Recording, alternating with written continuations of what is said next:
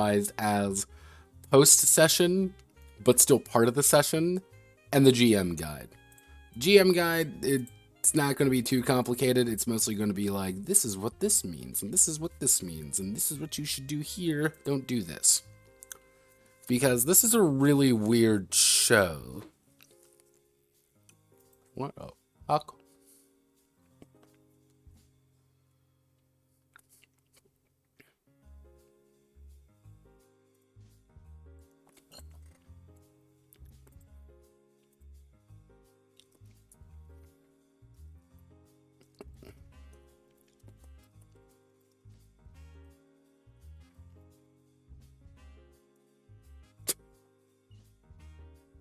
Don't trust people. Don't. Why do I go to that even? Why do I even fucking go to that Discord? Why do I click on that Discord? Every time I click on that Discord, sadness occurs. So yes, let's start with the writers' room. So I just want to go over like a basic idea of what the writers' room actually is, because the entire idea of this, and I've gone over this before in this series, is that the players are not only the actors who's playing the character, they're also part of the writing team. They're kind of the unnamed writers, when the credits roll and you see like the, writers, and there's like 4 or 5 writers and stuff. That's who they are. They're unnamed. They don't really play in a major fact. They might show up as kind of like a character during the pre-show sections. But the entire point is that the writer's room is a place for them to do a lot of different things. Notably, character advancement, budget, and this is where you get your budget return. If you do really well, you're going to finally kind of figure out where your budgets come, if you got your budget back, and you can kind of divvy that up and see how that's going. It's also kind of a secondary pre-show. That's where things are kind of coming out of, hey, you did this thing in the pre-show, and now here's the ending. Like, here's the wrap-up of the entire affair. The second part of that is the idea of episode writing. Because the entire idea is that this section is also a way for the players to kind of tell the GM what they want, how they want to do things, and where they want to take their own characters. It's your opportunity to kind of like flesh out the show in a different way. It's like, hey, we noticed during these moments, we loved it when we were bouncing off this particular character. Let's try to bring them back a little bit more. Or, hey, here are some, like, we really enjoy this particular aspect. Let's talk about this, or let's make these jokes. So it's kind of that, it's kind of the way that Aaron Paul functioned in the Breaking Bad. For those who don't know, Aaron Paul, Jesse in the show, was actually supposed to get killed off initially.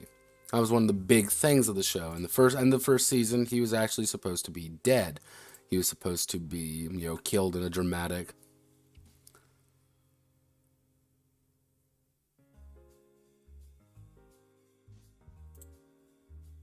And it's kind of this dramatic ending sequence that's supposed to be kind of sad. Like, oh no, Walt has lost somebody now close to him. However, that is kind of its, it changed because Jesse Pinkman turned out to be such not only a popular character, but a favorite of people like Bryan Cranston and Aaron Paul himself, as well as the writers. He became such a fascinating character to the point where he got his own spin-off show after Breaking Bad ended. And not only did he get his own spin-off show, but he also got his own kind of multiple character arcs, and he became arguably one of the most major parts of the show. He actually, you could argue that he was second only to Walt in terms of the show's importance. And without him, some of the bigger Emmy awards that it won probably wouldn't have been won. That is for what that is about. That's what the writer's room is about. It's about allowing the players, and in turn the writers, and in turn the actors, to kind of get the idea of like where they want things to go. They also operate as kind of like your inadvertent session notes before you even begin. Before you even start writing a session note. they're going to hand it to you. They're going to say, this is what we want to do. This is how we're going to do it. And yeah, have fun with it. Like it's supposed to be kind of meta, kind of funny, kind of meta. But the big thing is they can tell you what happens in the episode, but they can't tell you what's going to happen in the pre-show. That's what the GM's all about. They can't tell you any like producer things. That's not their requirement. The producer, that's the producer's job. And that's where you, the GM, kind of come in. Like you have like these session notes of like, we want this to occur, kind of. Cool, we can do that. You're the one who's going to put in the producer note that being like, hey, by the way, we got a sponsorship deal by FIZZY Super Soda, and the entire episode has to be about FIZZY Super Soda in some way. So they might have this dramatic plot line in store where they need to talk about people. Absolutely not. We need to portray FIZZY Super Soda as like in the best light possible.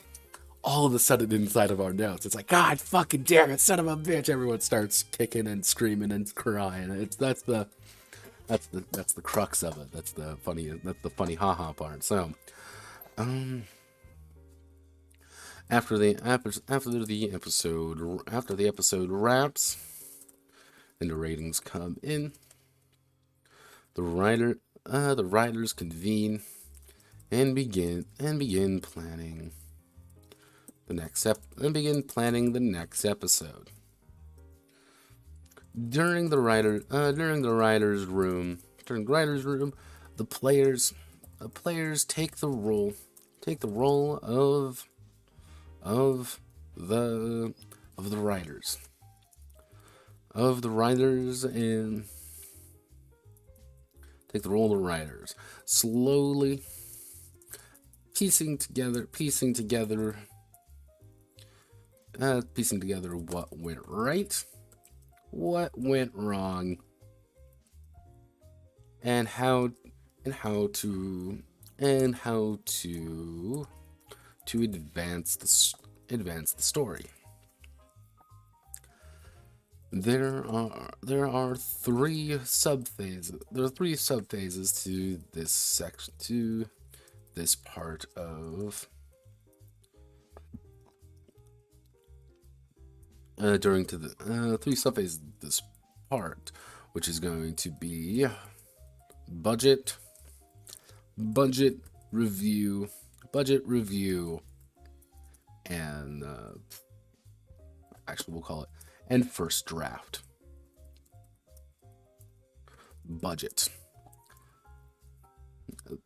The budget of the episode is returned to the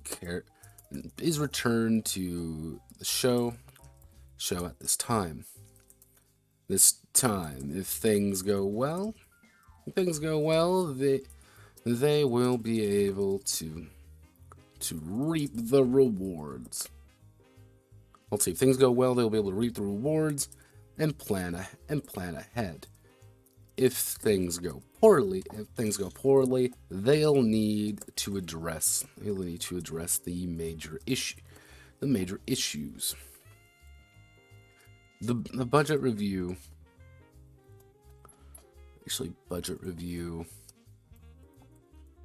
content review, and first draft. The budget review section. The budget review is a time of self-reflection, as well as being able to see where the ratings dipped. And I'm gonna have to talk about this a little bit in the producer desk. It's the idea that don't necessarily reveal it right away. If the players are smart and they can kind of mentally calculate it, they'll be able to know. They'll know, but never tell them necessarily. And kind of some of the other, actually, what I should say is,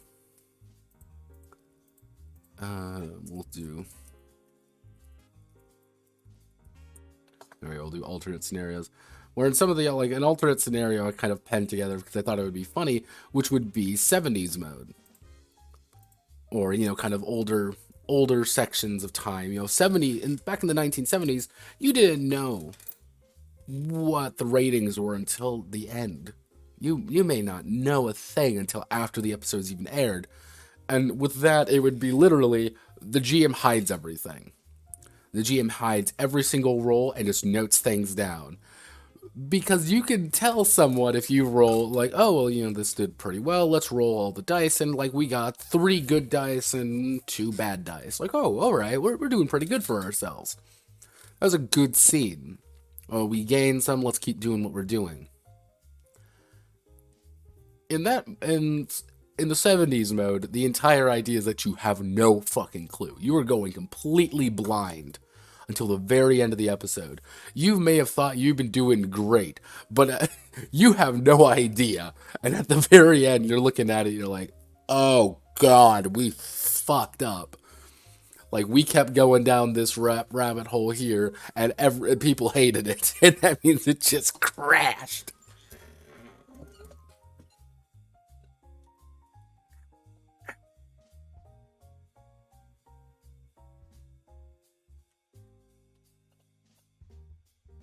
Why do people...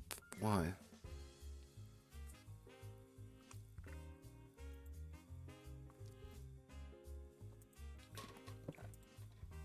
I have a few other ones I'm just going to put in there just for fun. So, the Legend Reviews, time for self-reflection. Things where the ratings dipped.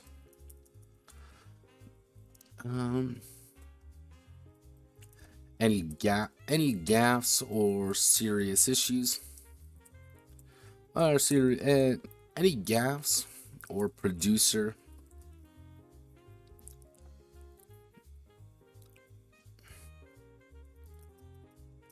So then we have to do content review. The content review is a twofold issue. It helps determine what things were going, what was going well, as well as which characters, as well as any producer comments. Succeeding or failing at brand deals, sponsorships, tips, or simply cashing out a few favors. The few favors are all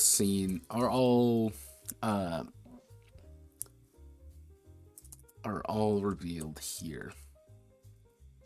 So this is kind of like the first half of content review is the idea. It's kind of like the epilogue of the episode you can say it the epilogue of the pre-show.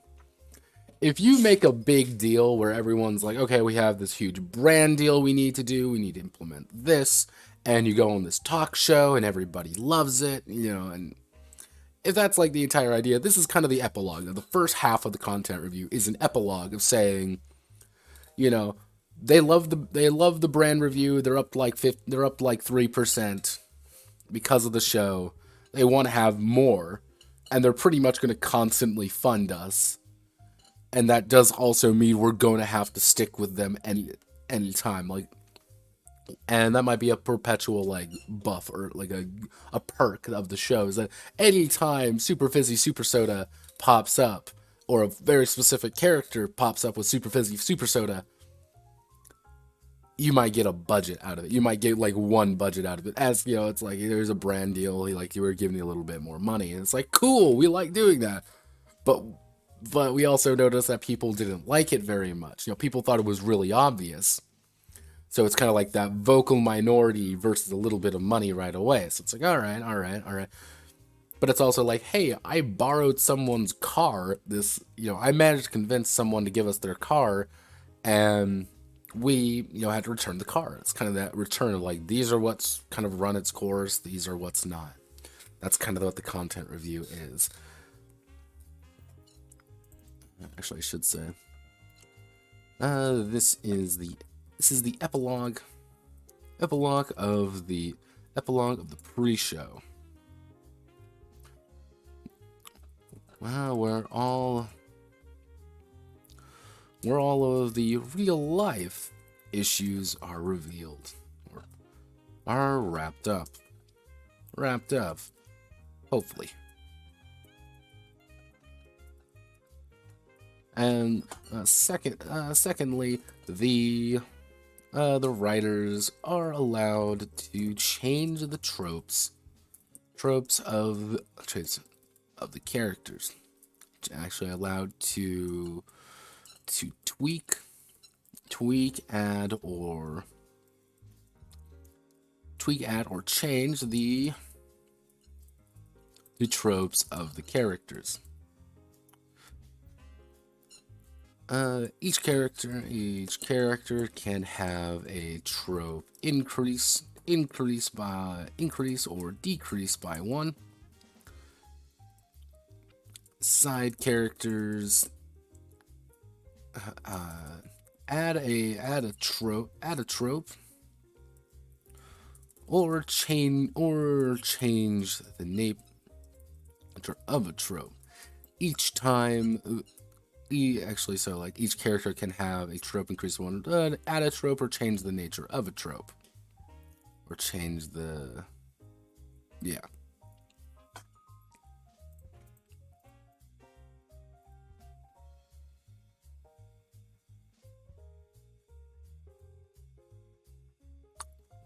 Reminds me of the movies. I remember that game. That was fun. That was a fun game. I remember playing a bootleg copy off fucking BitTorrent when I pirated everything for a while there. That was fun. That was a good game. Who actually owned that game? I'm curious. We're making good time. I can make these the movies game.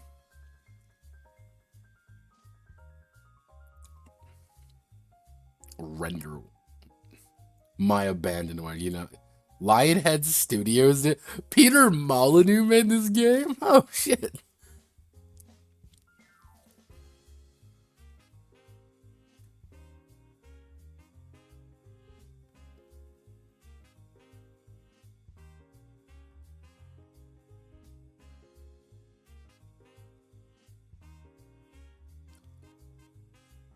Huh.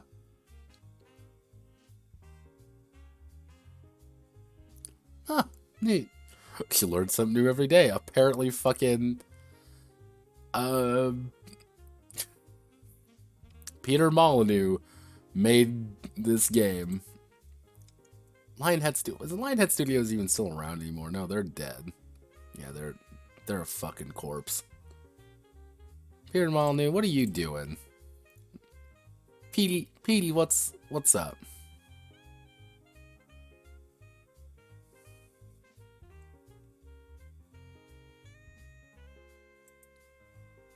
Oh no.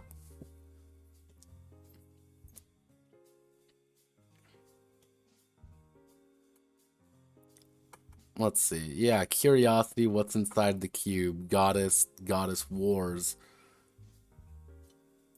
22 cans. Goddess never came out, did it?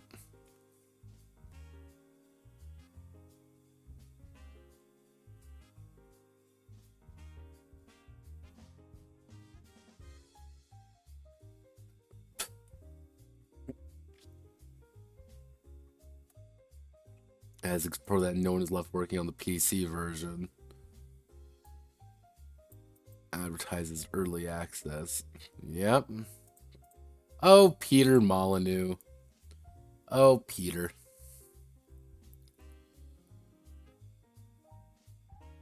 See, let's see.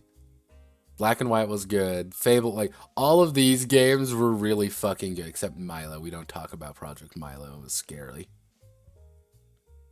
But, like, Fable 2, Pog. Fable 3, not that good, but I like the idea. Black and White 2, my man. Better days, better days.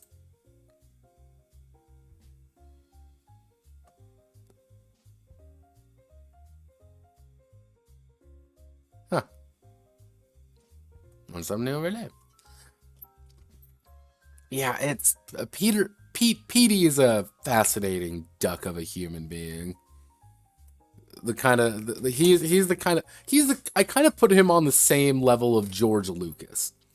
George Lucas is a very creative individual and is a wonderful ideas guy. He needs somebody to rein him in, though.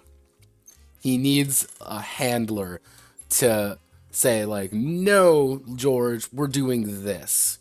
We're doing this now. Or just like, we're going to grab you and we're going to move you in the right direction. I think Peter is the same way. I think Mr. Molyneux is the exact same way.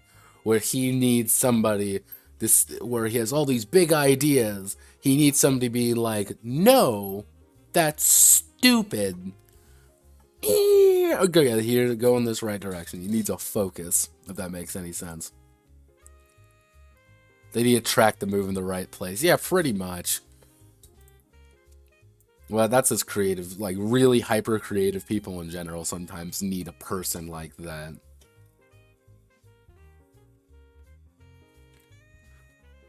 The ideas guys need the refinement. The problem is the ideas guys are the ones who usually get like the most credit when it comes to those things, so they end up getting more creative freedom that they don't need. That's what happened to M. Night Shyamalan. M. Night Shyamalan is a fantastic director. He is a damn good director. The problem is he is too creative for his own fucking good. And he needs someone to rein him in. Because, like, he did one, like, M. Night Shyamalan, he did one who was, like, Grandparents or something. That movie scared the shit out of me. That was a genuinely horrifying movie. It scared the crap out of me. I thought it was great. And I hate horror movies, and I thought that movie was amazing. It was, because it was a low budget movie. They had some good actors. They had some, like, solid writing. I'm like, yeah, cool. Yeah, creative freedom. Usually creative freedom and an infinite blank check. That is usually that is how you get midichlorians. Each character have a trope. Increase add a trope and change on the nature of a trope. The writers. Let's see. The writers can significantly change a character. Significantly change a character by reworking. By reworking multiple parts. Let's see. Multiple parts. Again, reworking multiple parts, but this costs one budget, as the actor needs to retrain themselves, and the producers hate that, and the producers hate change.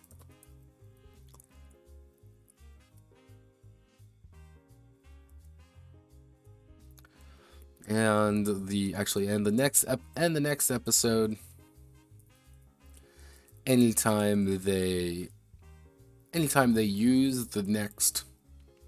use any new trope, any new trope from any reworked, how do I want to say this? And right, can significantly change my work in multiple parts, but this costs one budget. Its character need to retrain themselves. A character that has been retooled significantly also lowers the ratings by 1 for every scene they are in for the next episode, because they act completely different. That's kind of the idea. Like, if you significantly change every aspect of them, they're going to change themselves up a little bit. Like, people aren't going to like them. Actually, for we've seen there next, it lowers the ratings by 1 when they use a new or reworked trope. They aren't quite the way they were before, and I don't like that. But, sometimes but you may be able to mitigate it completely by virtue of it just being a better trait for you. It might be a better trait, a more interesting trait for the character to actually experience.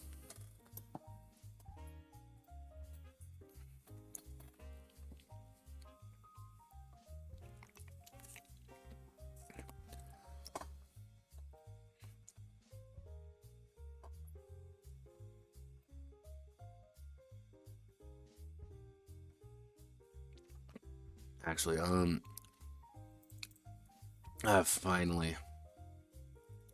finally, actually, the rating, actually, the critical reception of the show of the episode is also revealed.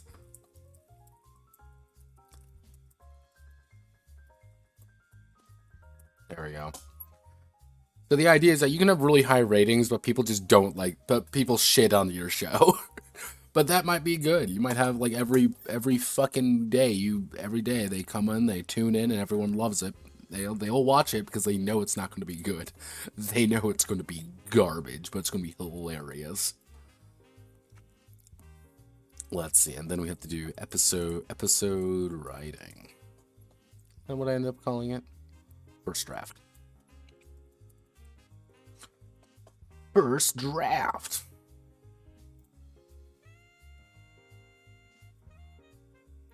We'll make a wild guess who these two are. Let's see, first draft. The final part of the writers room is drafting up the next episode. This involves having characters having a vague outline of what the characters should be doing, how they plan on doing it, or where they want to take the gags. Now these serve as a first draft for the director as they plan out the next episode and the ensuing drama. Because the idea here, this would be like if we were to say like, okay, next episode, this episode we had, a bunch of people get around. We're going to sell some drugs, but the drugs aren't very good. So the next episode is someone's going to find out that the drugs are bad. And everyone kind of sits around being like, okay, who's going to find it out? Like maybe, who are you going to sell it to? Well, we kind of mentioned in the episode we were going to sell it to the Colombians. Oh, all right, we'll sell it like the Colombians did it. Like, okay, we need to draft up a character. And then you would effectively submit a character. And let's see, drama. Set card. Let's do set cards. Actually, desired sets, props, and even NICs. NICs can be proposed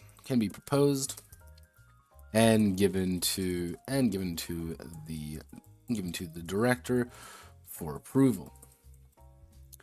Not everything will go as planned. And the actors should be ready for anything.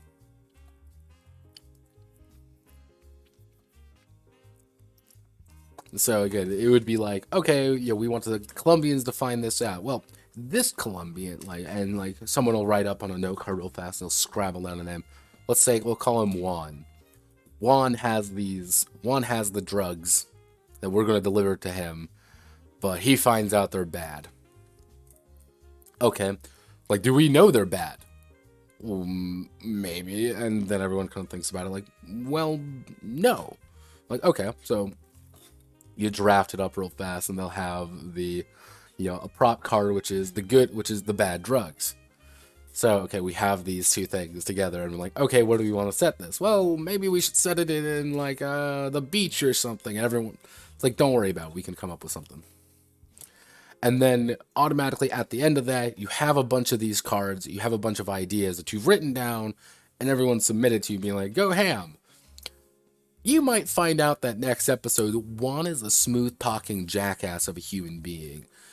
Or you might find out that Juan has no idea what the hell's going on, and he just knows those are bad drugs.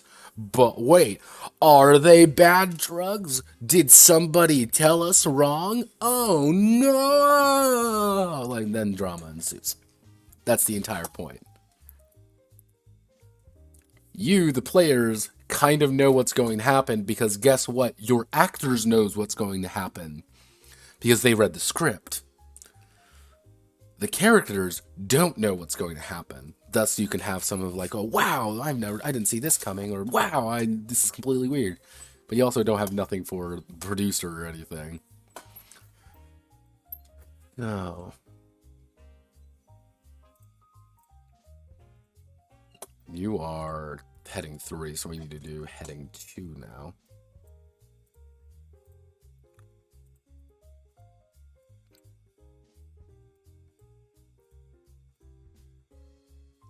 Can I make all of these heading 3? Yes, I can.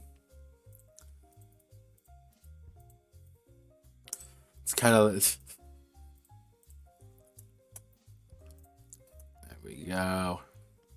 I'll probably put a picture, like a small picture right here. I'll probably bully Manly into getting one right there. But, alright, that should be good. That should be just right there for the writer's room. Kind of doing exactly what I wanted it to do. So, now we get the producer's desk, which... This is the fun part. Like, this is like, let's see, the producer's desk. Actually, what I should do is I should go to the Henshin Hero real fast, because I might already have the producer section I want written up. Here's the producer section. Picture and production, producer demands and requests. There we go.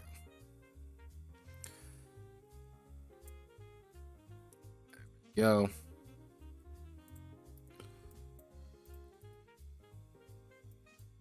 Let's see. Every show is executive meddling in one way or another. Satan Wore Snakeskin. TM is no different. Every episode there will be a list of demands and requests from the producer and corporate. These can range from simple to incredibly complex. Forcing the actors to accommodate the bizarre requests of their studio heads. Producer demands must be met or show will lose one budget at the end of the episode. Often these are story beats that must be elaborated on or notes for the actors to strictly follow. Producer requests are kind requests that, once demands are met, will increase the show budget by one should the actor succeed at them. Depending on the length of the episode, there should be a 1 to 2 ratio of demands and requests. Some episodes simply demand the actors act in a particular way, while others are far more relaxed, only having vague guidelines. The less successful the show, the more demands will be made of it to perform. More successful shows also have a larger amounts of requests, but painfully difficult demands. There we go. Kind of the idea here is that if your show is really successful, you're going to have a lot of just little requests. Like, please do this, please do this, please do this. But, like, the second a demand is made, it's going to be fucking hard unless you're burning star power to avoid it. Because they expect a lot from you. Like, we want you, like, this is a demand that you do these things. Like this, like, one for Henshin Hero that I came up with. What was it? Yeah. Provocative images of surface of one of the characters. That actor cannot have more than 1 star power the entire episode. It's the entire idea, like, you are now being restricted heavily because of something that is completely outside of your control, but maybe that's what makes the show work, is that you are this kind of character, and you need a lot of star power to kind of make it work, and oh no, can't do it. Let's see, guest appearance on the Henshin Heroes. Henshin Heroes must defeat Gorilla King, Evil King Elvira. She's a feminist icon now. So, the actors must show Bepison the only good drink during the episode to save the day. Bible verses. Every single Henshin hero must say their Bible verses.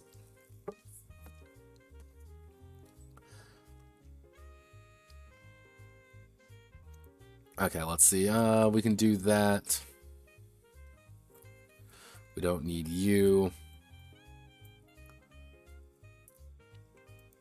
We don't need Gorilla King. Must have a conversation about environmentalism.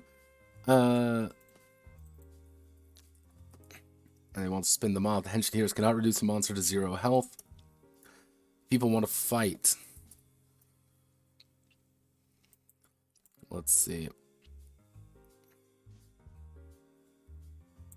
Okay, let's do, like, demands. Okay, actually, demands. The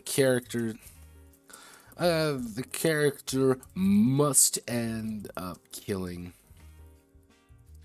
little Louie by the end of the episode. His contract ran out.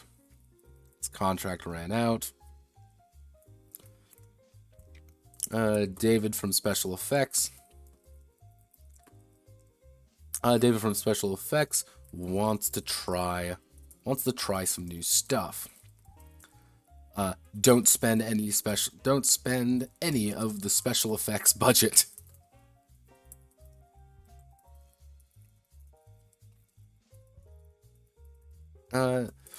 It's a live studio audience.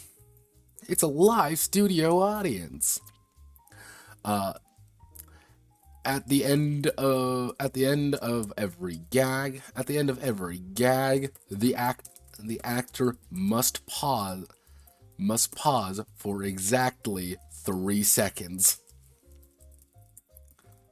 At the end of every gag, all actors must pause for exactly 3 seconds.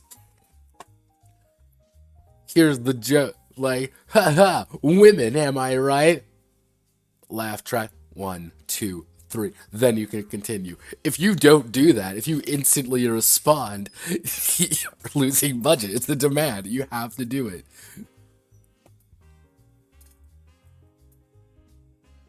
What? I lost that stream indeed. Let's see. What would be another good one to have demand-wise? The character cannot pick up the gun. Actually, no character can use a gun. Can use a gun this episode. There was a shooting downtown. There was a shooting in LA. Shooting in LA last week.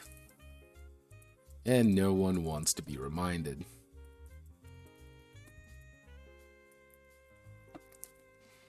Which, again, this could be like, oh, well, okay, we can manage this, to, like, we needed to hurt somebody this episode.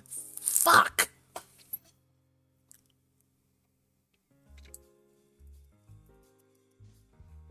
Oh, actually,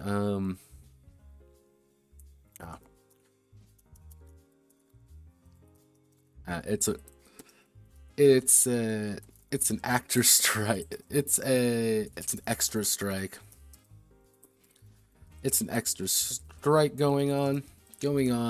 No more than 2 nicks can be in the episode.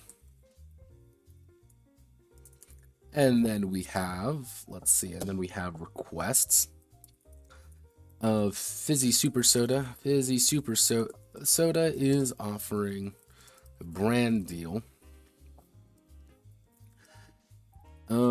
Portray it in a good light. Portray it in a good light, and have it solve the problem. Problemas. What would be another good request? What's a good request?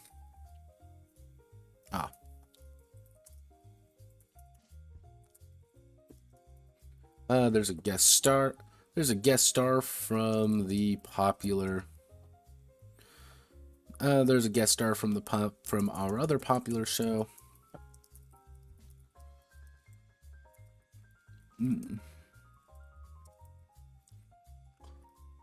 Where is Yolanda? Let's see, guest star from our other popular show. Where is Yolanda? Don't exceed 2-star power.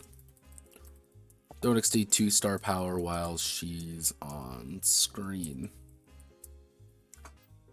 Don't exceed 5 plot power while she's on screen. So let's see, 1, 2, 3, 4, 5. So 1, 2. Let's see. The people want excitement. Actually, no. We'll do sex sells. 2 characters need to have a salacious affair for salacious affair for the episode. Even if it makes no sense. Again, it's just a request. Let's just do it.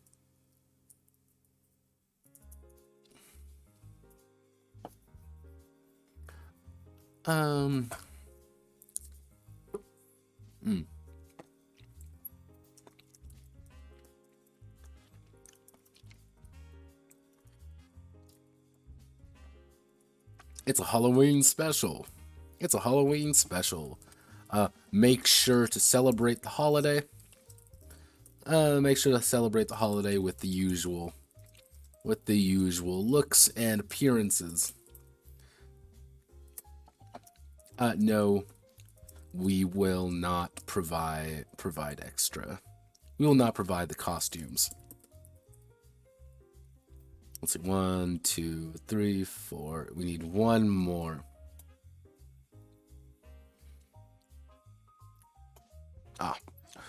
We've noticed a large influx of women watching the show.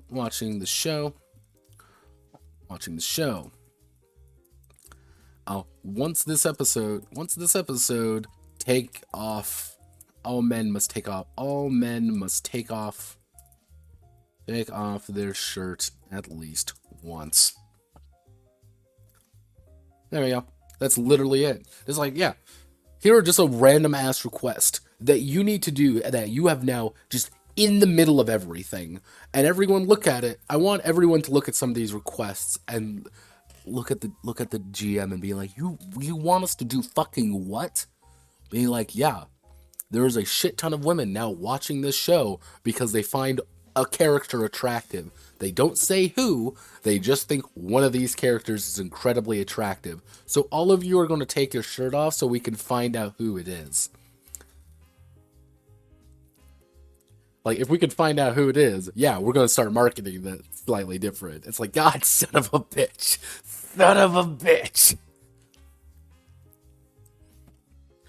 Or it's like, yeah, it's a Halloween special. Time to have fun. But then you have things that are demands, which are like, you don't do this. Is there question? There's genre to play in this game. I deliberately went out of the way to like not include like here's a specific genre you have to play. Like if you want to play something more comedic, it's possible. Like if you want to play 2.5 Men, go for it. Just as much as if you want to play The Sopranos. Like you can play your budget Sopranos or you can play like a budget 2.5 Men. I kind of left it pretty open in that regard. because it's more about like just the act of playing. Hell, I even have there is the option here where you can play a TVY show. It's aimed at an audience for ages 2 to 6. Simplistic words, simplistic plots, and incredibly simplistic drama about the power of friendship. It is animated by a studio in Eastern Europe.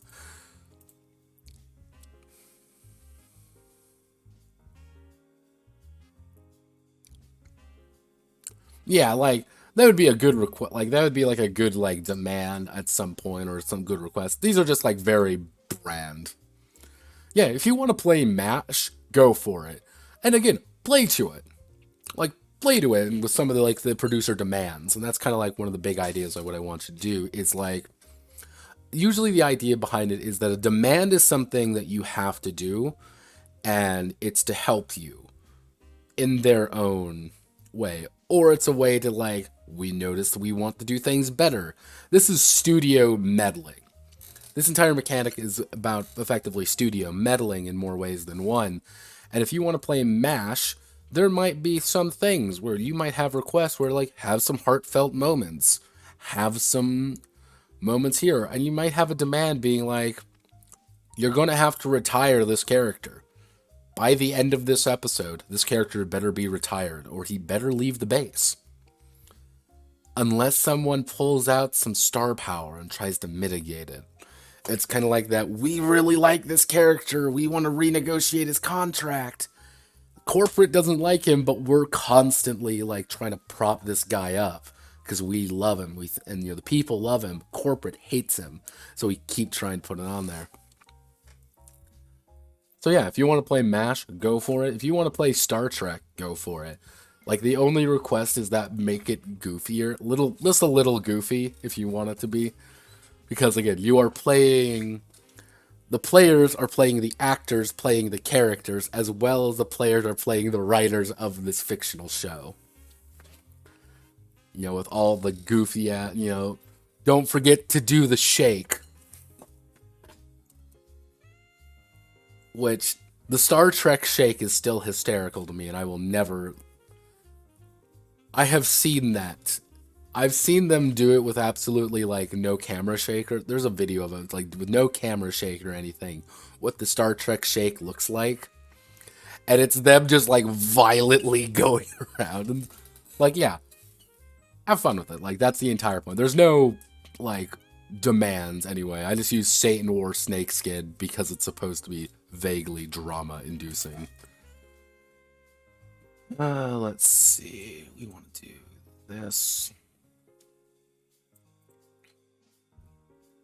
Let's see the producer's desk. Let's see the producer's desk, and we're going to do.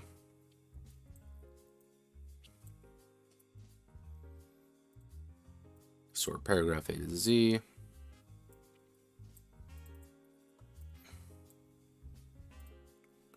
Sort paragraph A to Z. Control Shift 8. Hell, there might even be a. If you want to feel really evil to your players, and I mean like absolutely satanic toward your players, force them every episode to at least say their signature catchphrase at least once. If you want to force a player to say bazinga every single episode, you can make them say bazinga every episode. What, you don't want money? Come on, that's the one demand. One demand we're making. You gotta say your catchphrase. But I don't want to say bazinga. You're gonna say bazinga. Maybe I should do that. Yeah, zappers. Like you're trying really hard. If your player is not dying when you hear a few of these demands or requests, you're doing something. You're either lowballing them or you should be a little bit more aggressive. Because sometimes have a corporate just be like in this completely different world, have no idea what's going on. Oh, we want a comedy episode, and the players look at you like, we had this entire drama-filled episode planned out, and you want us to make jokes the entire time? Be like, Corporate said last episode was pretty heavy. They need some comedy relief. Just having everybody just die. Zappers! Just like, Gah! Again, if one of your players does not want to murder you by the end of this, at the end of the producer's desk section, you're doing something wrong, and you should totally be more mean. Let's see. We'll do seasonal. Actually, we'll do.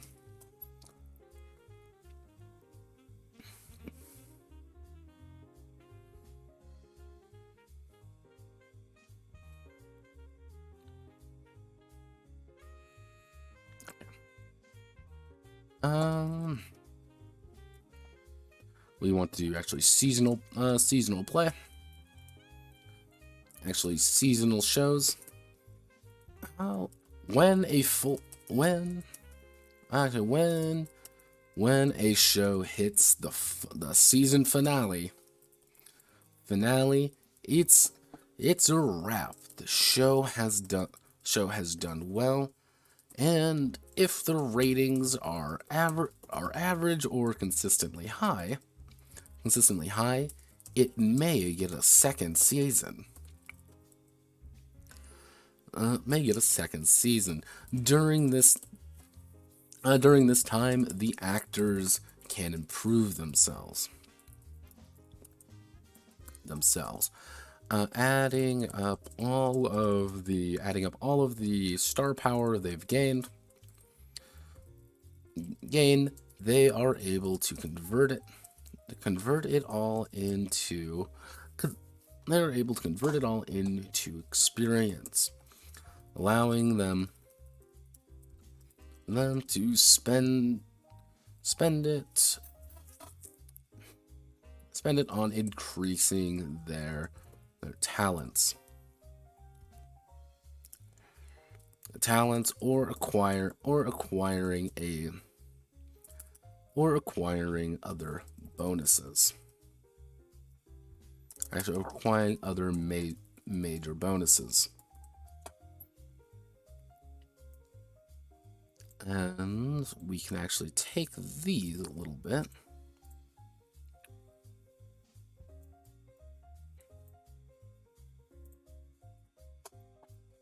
So advancement, we want to do this. We want to do archivo.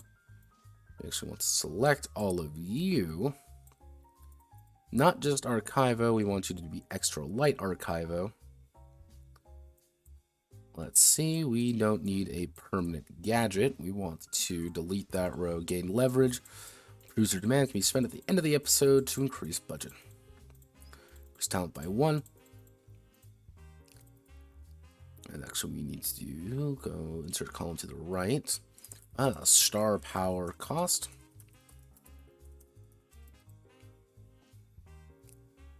And then we do actor. Value of next talent. Actually, value of the next rank.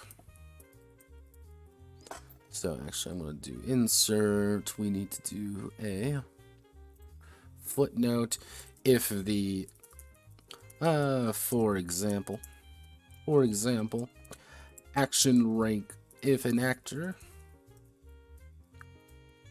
wants to increase their action from 2 to 3, they will need to spend 3 star power.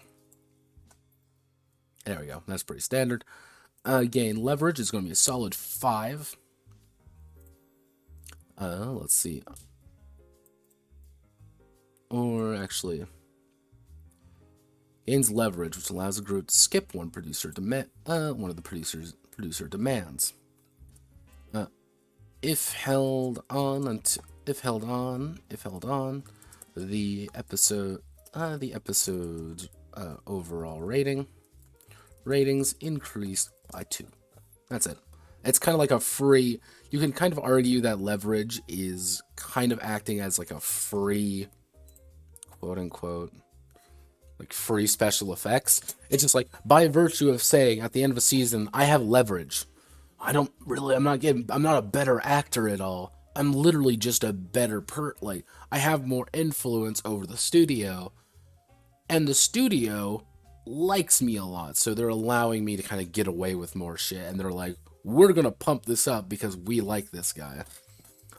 Uh, grant a character actually a character trope, actually character writing.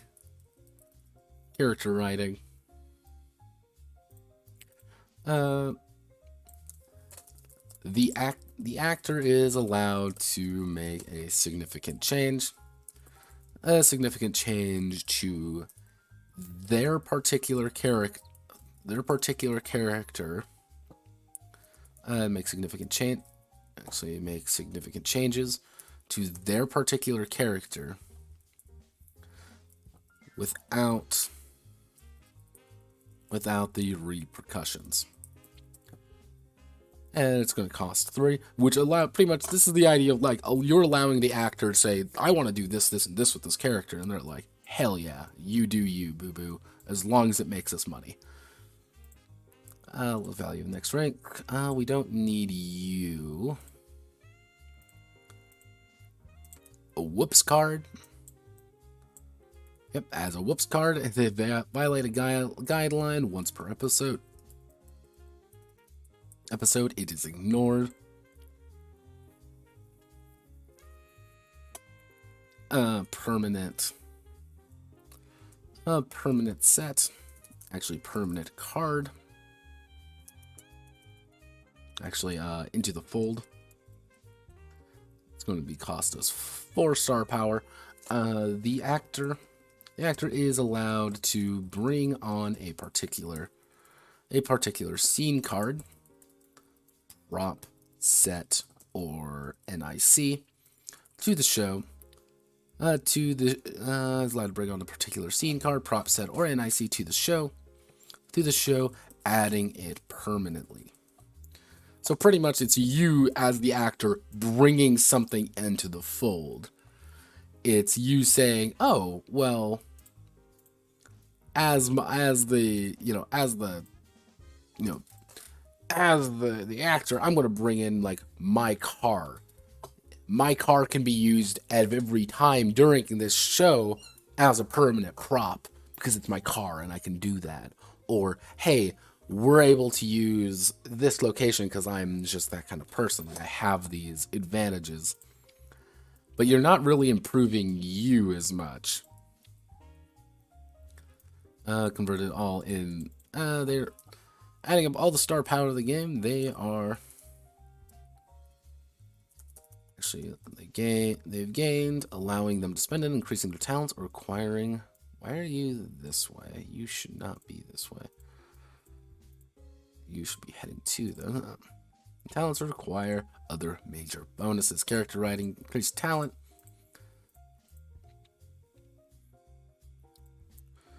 Which is going to play into one thing I wanted to...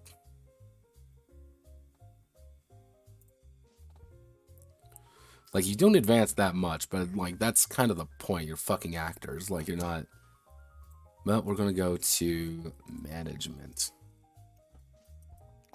Actually, I should say is we're going to do management, which is going to be under that. But as the actor increases in value, they themselves derive a higher asking price for their services.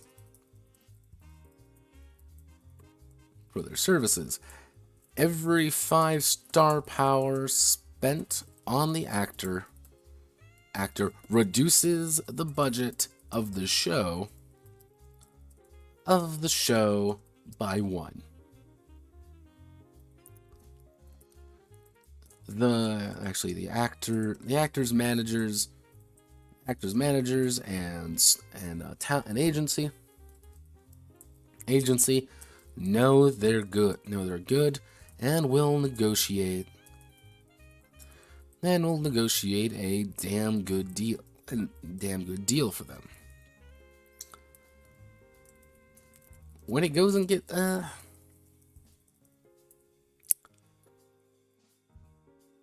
actors can of course forego this.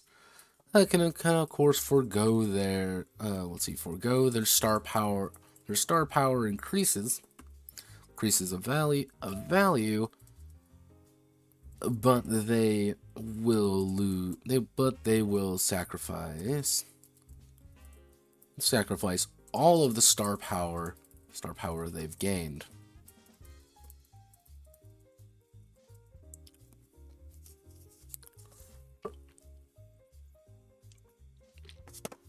If your show is hemorrhaging money,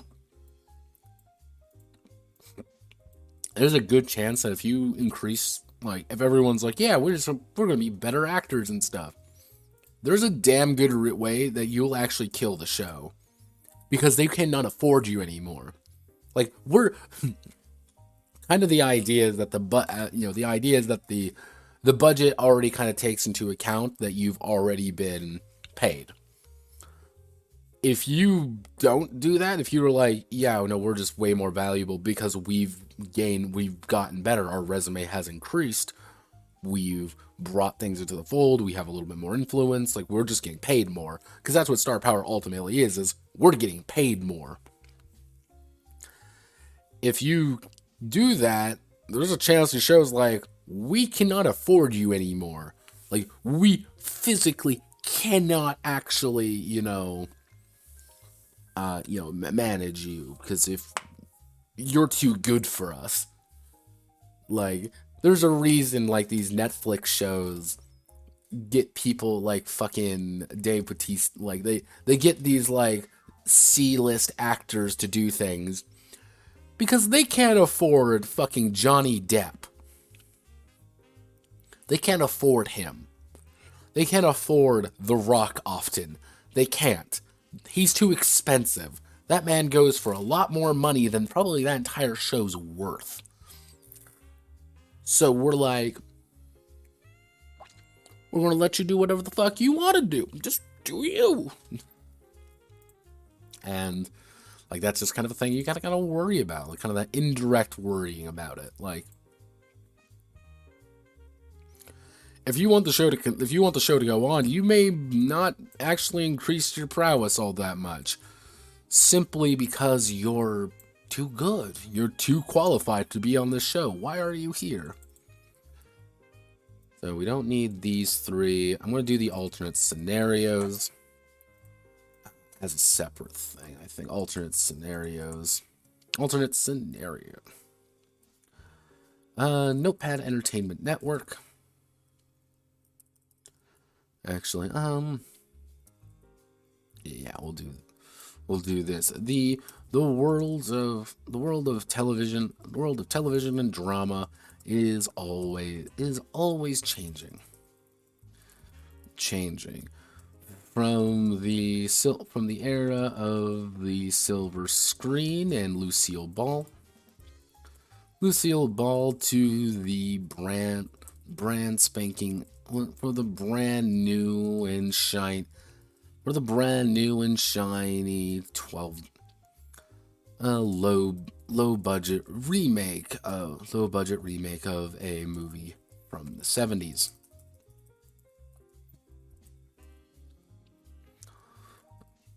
Alternate scenario,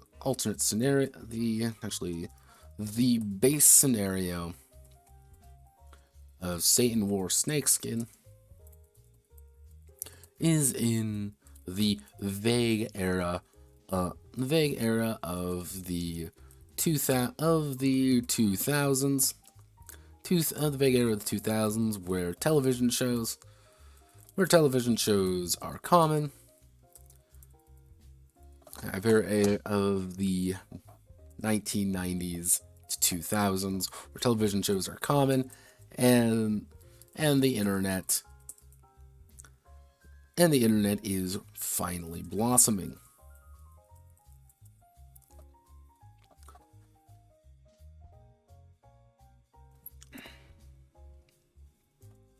Again, it's kind of that vague era of, like, only TV land or the silver screen also applies. You can run a movie.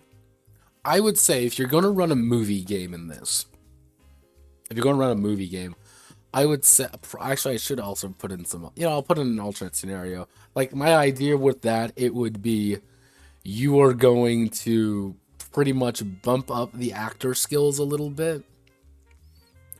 And you're pretty much going to run one massive continuous episode. That'll be the movie. Where at the end of it, it's like, well, we finished it up, and it's kind of like the one-shot variant, you could say, of this game, which is to make the movie. And all the associated problems, and at the end, like, oh, hey, the movie completely fucking bombed. It is focused on TV land, but if you want to run it that way, it's not impossible. Television shows are common, internet is finally blossoming. However, the world has changed. The world has changed, and as such, things always change. Studio City. Actually, I should say, the silver screen.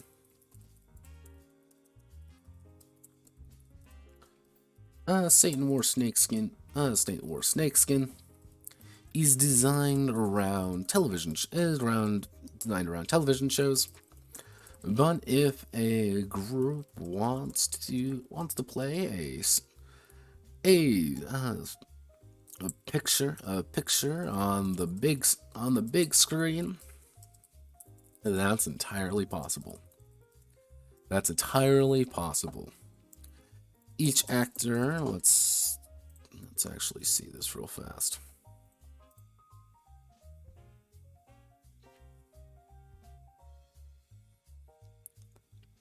Okay, each actor receives +2 talents to distribute among their attributes. +2 talents to distribute. While the characters remain relatively the same. The budget also increases by a good deal. However, everything costs money.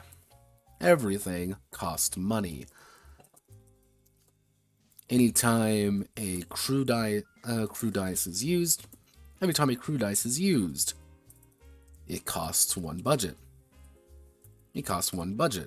Special effects, one budget.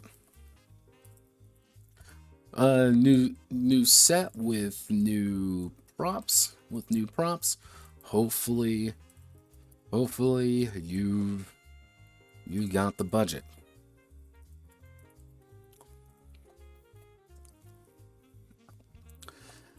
A movie is all about managing. It's all about managing that budget and knowing when, where, and how to spend it properly.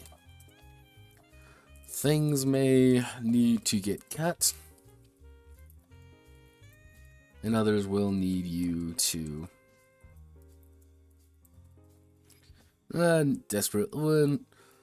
something may need to get cut. While sometimes the actors themselves will need to make an appeal to get a few more dimes from the studio. And it's about the production, the problems that go along with it.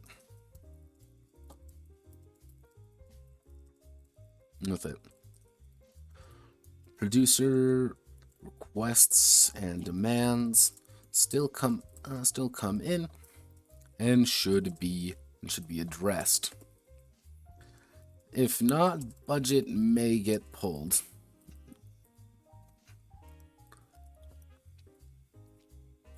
Have fun. So yeah, that's kind of the gimmick with the movie, is like you get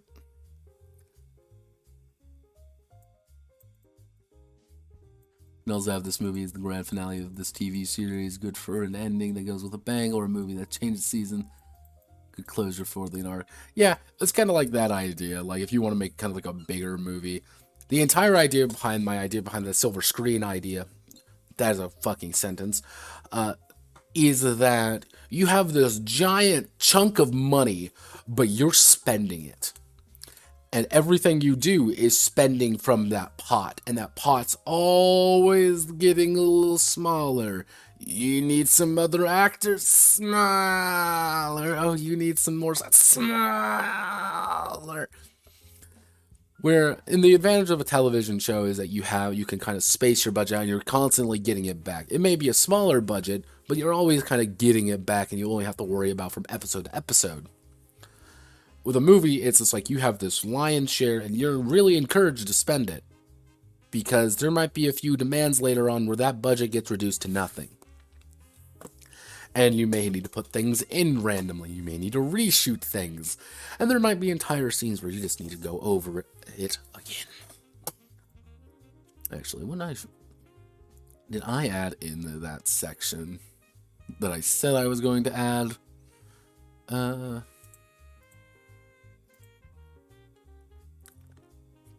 Actually, the final power of star power is the value of bringing of reshoots.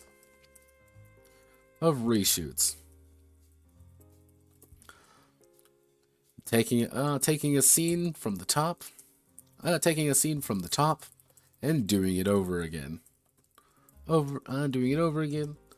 To achieve a slightly different result.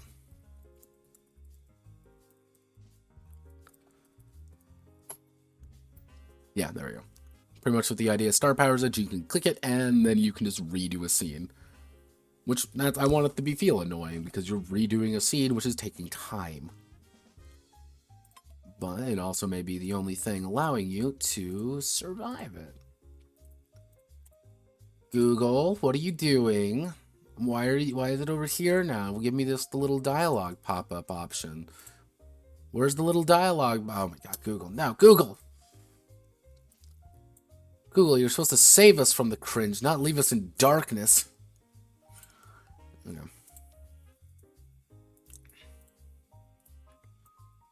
Let's see, alternate scenarios. Common finally blossoming.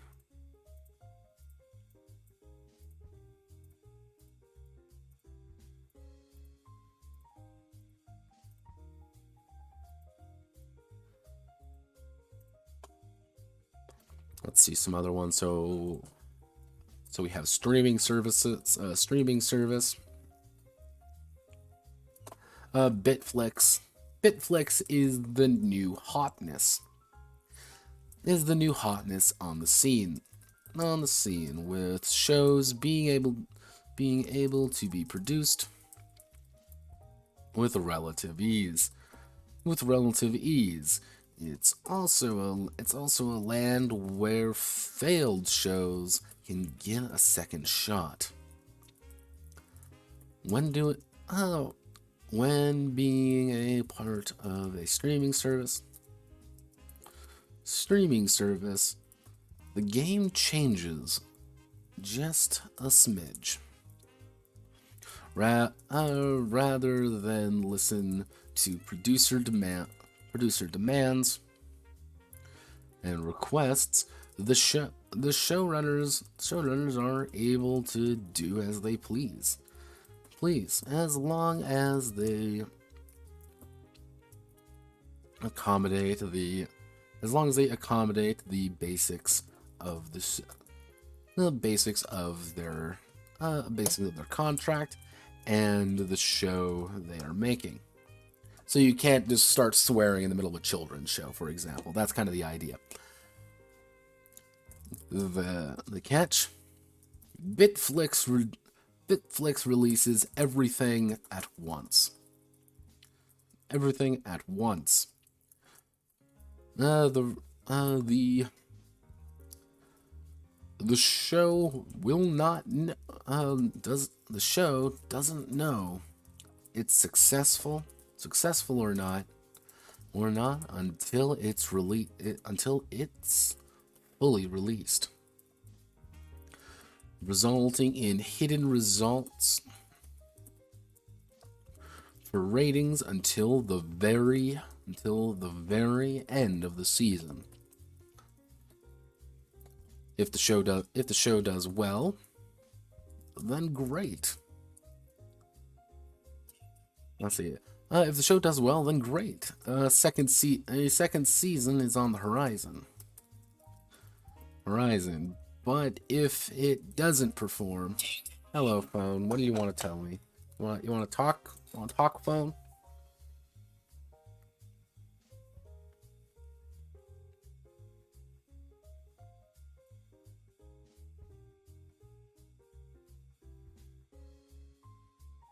Oh, we got someone from Johannesburg. That's a new one. See, I always like keeping track of people who like to visit my site because I get some weird ones. Second season on the horizon, but if it doesn't perform, well, happy hunting. This also means you don't get any feedback on any episode. You legitimately do not know if it's going well or not until the very end.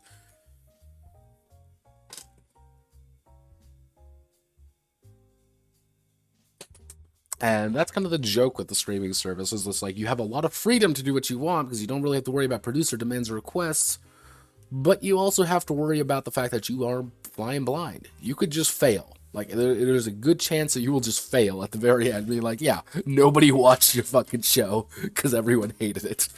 We'll see what another good one would be. The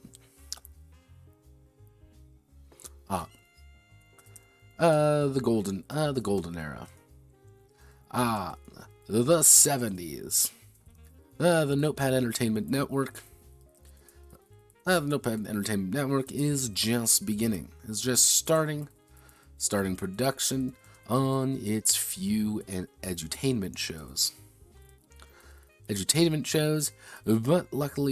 But this one is for, let's see, movie studio. What would be the television studios in the 70s?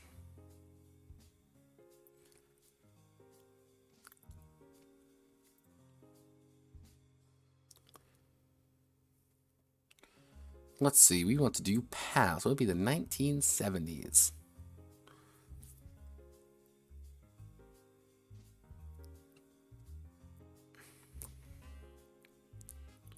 If you want to see something really depressing, it's this.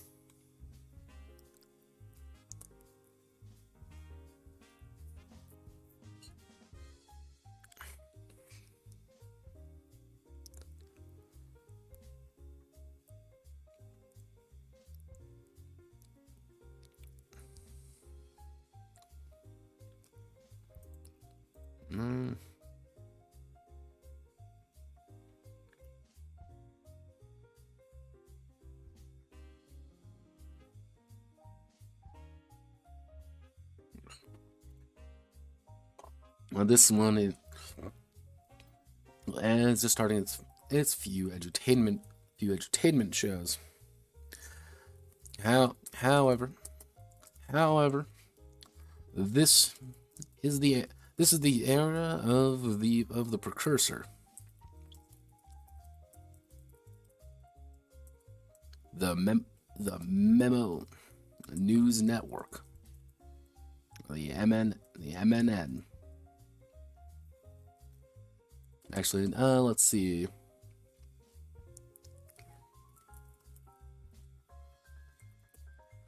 The MNNSS. The MNNSS. The Memo News Network and Show Station. With some of the classics. Some of the classics showing. Hello, phone. Do you want to tell me what's up? What do you want to tell me, show? Come on.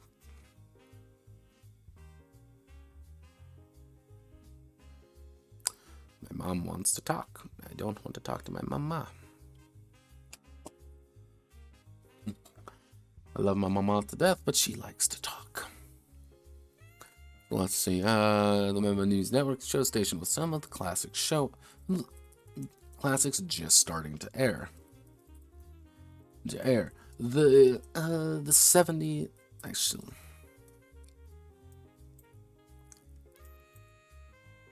The let's see, edutainment show, a few programs for the just starting production on its first few on for the U.S. military. However, this is the era of the precursor. The Memo News Network show station with some of the classics just starting there. 50s is a time of change in major shifts. The war is over, and the communists are the real threat. The threat being on. There are only a handful. Let's see, television shows.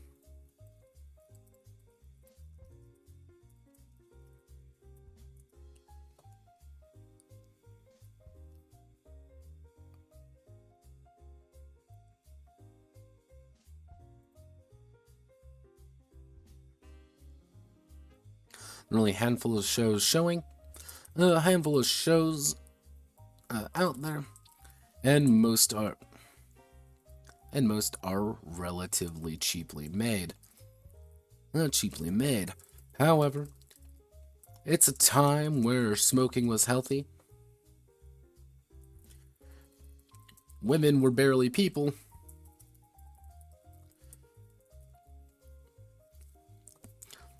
And you could say swear words, and you could call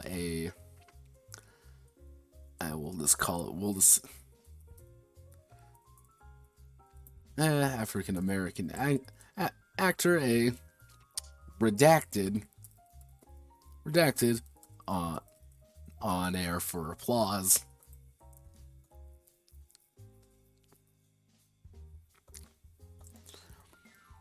Let's see. So there are some major differences.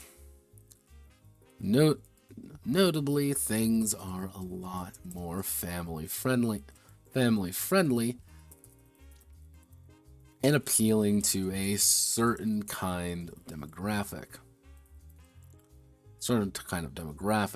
These shows are for a particular person, be it housewives,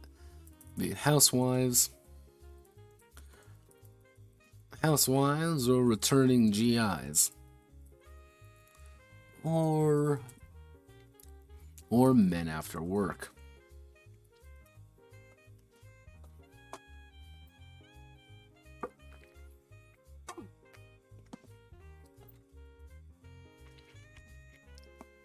You can say bet as your wife, and everything is just a little cheaper than it should be. It's also black and white. Yeah, this is the 50s. Like, you can get away with a lot of shit during the 50s that you can't really get away with now, but there are also things, like, one of the weird things, like, to anyone who's ever watched I Love Lucy and Desi, players say redact, something bad's gonna happen. Yeah, pretty much. But kind of the idea.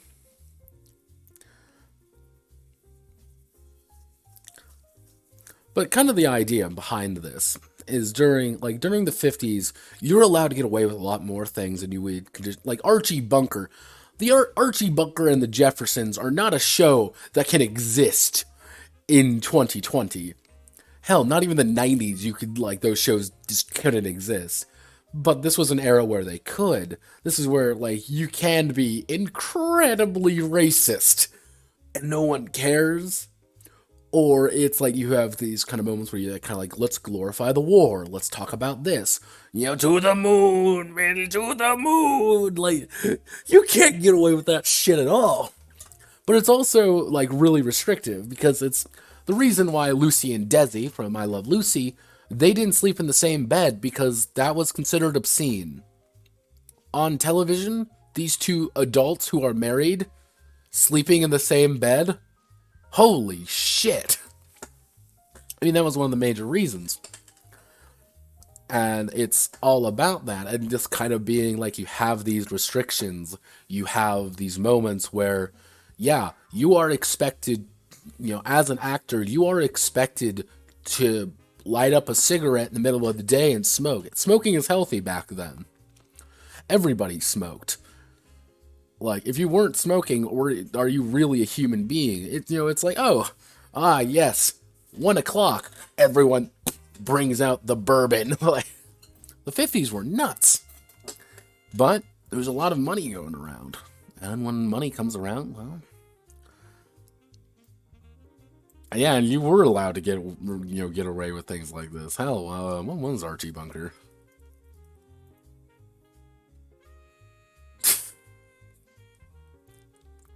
Hell, Archie was 70s.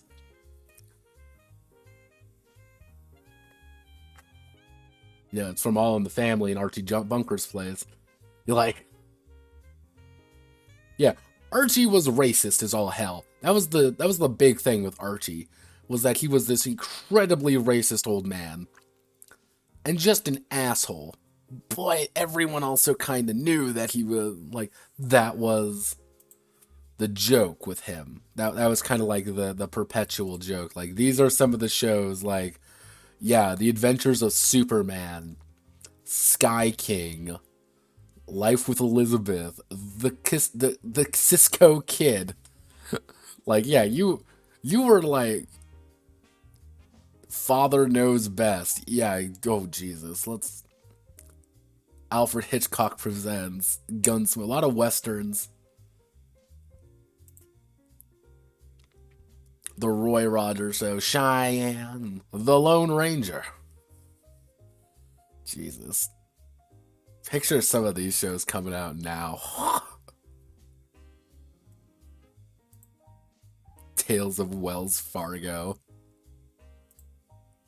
Let me guess, in Wells Fargo shut.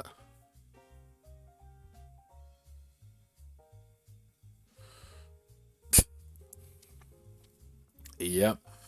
As Wells Fargo, yes, Wells Fargo literally sponsored a.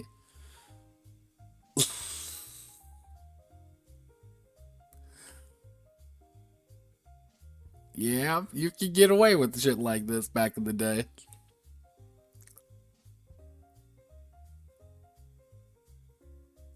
And then you get shit like Dallas, which, fun fact, yeah, literally, this is a show about being a Wells Fargo agent. You make a Boondock parody in the games. Yeah, you can say it. Like, I'm not gonna put that in. I'm not gonna say redacted in it. What I'm gonna do is I'm gonna like blank it out because I'm not fucking stupid, and I don't want to get crucified on the internet too much. I have managed to go pretty damn far without being crucified on the internet. Let's see, the Golden Era. What would be some other? What would be some other situations that could be a little bit weird and wacky? Kind of change the game up. Oh, I know. We'll just say weird. Let's see if I.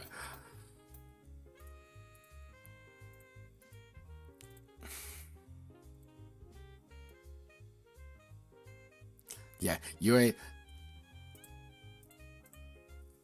I've gone this far with not being as based in. Yeah, I've gone this far without being, too based and red pilled, but I also ain't fucking stupid. If you're in the game and if you want to do that, go for it. You're going into the cesspit that's Twitter and stir shit up a little bit, yet here you are in one piece. See, I try not to start shit on Twitter. I try not to. Those fuckers are jackals. I try to be I'm a good boy. I'm a good Christian boy. Because I know those fuckers will eat you alive if they even get a hint. Actually, poor anime. There we go. Poor anime dub. The 90s were a time of the rising popularity of anime in the United States. And anime is rough. Anime can be described as Japanese animated cartoons. Animated cartoons with a particular style. They appeal to a certain audience. Audience and kids, which makes the licenses particularly valuable. We don't have Sailor Moon, but we do have the licenses to a few of these other shows. And no, we don't have the scripts. The scripts in English. And Ted doesn't like Moon. Doesn't like their language at all. So he negotiated with zero. He negotiated open scripts.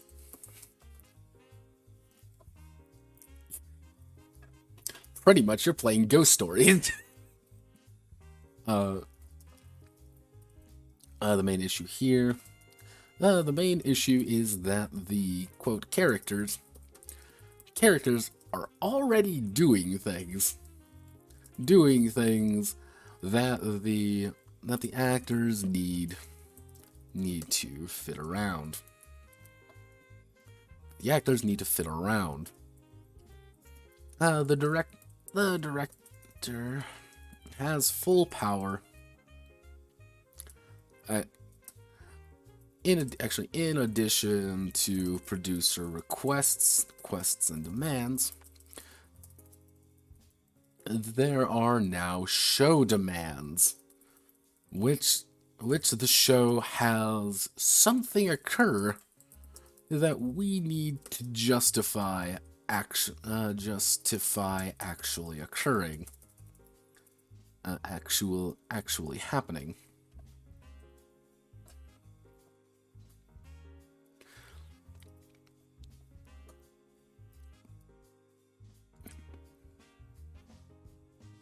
If the actors fail to do such, the ratings for the scene are cut in half, as it fails to make any sense.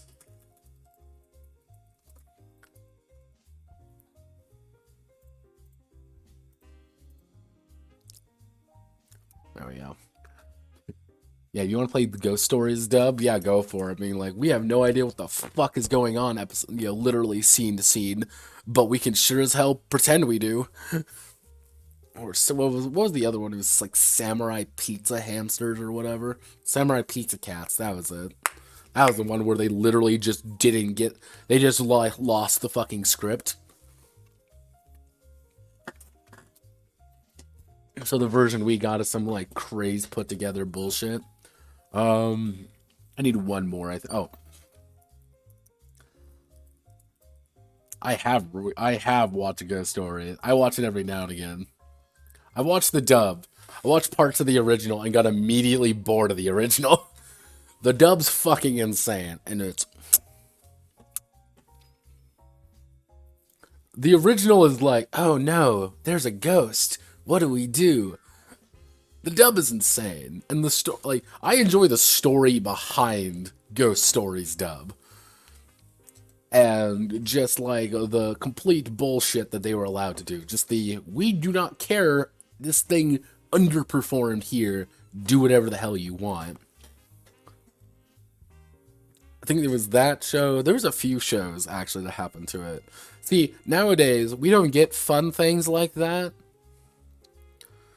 Like, we don't get fun things like that. All that happens now is like people change things to make it feminist, or they change things to like add in some weird message in there. It's like or like some weird like, oh, we made a dank Among Us joke. I'm like, shut the fuck up. Like, that's why I can never watch Nagatoro. They made one Among Us joke. I'm like, can't watch Nagatoro anymore. Literally the entire sub is now fucking corrupted.